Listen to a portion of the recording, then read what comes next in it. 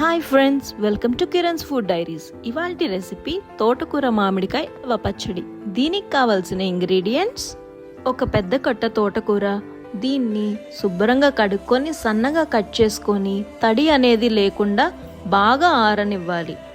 అలాగే ఒక మామిడికాయ తురుముకోవాలి. ఒక పెద్ద సైజు వెల్లుల్లిపాయి పొట్టు తీసేసి కచ్చాపచ్చ దంచి పక్కనుంచుకోవాలి. అలాగే ఒక స్పూన్ మెంతులు, ఒక స్పూన్ ఆవాలు డ్రై రోస్ట్ చేసుకొని దాన్ని పొడాడుకొని అది కూడా ఉంచుకోండి రెడీగా.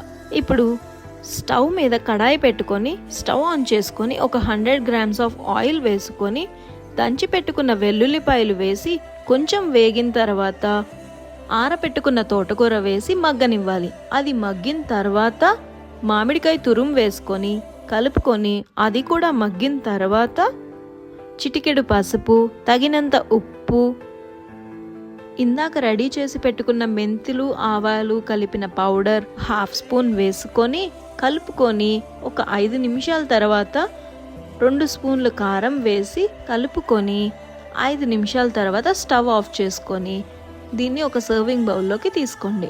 అంతే, ఎంతో టేస్టీగా ఉండే తోటకూర మామిడికాయ నిల్వ పచ్చడి రెడీ. తప్పకుండా మీరు కూడా ట్రై చేయండి. అలాగే మా ఛానల్ని please do like, share and subscribe. Thank you for watching. పక్కనున్న బెల్ ఐకాన్ని క్లిక్ చేయడం మర్చిపోకండి.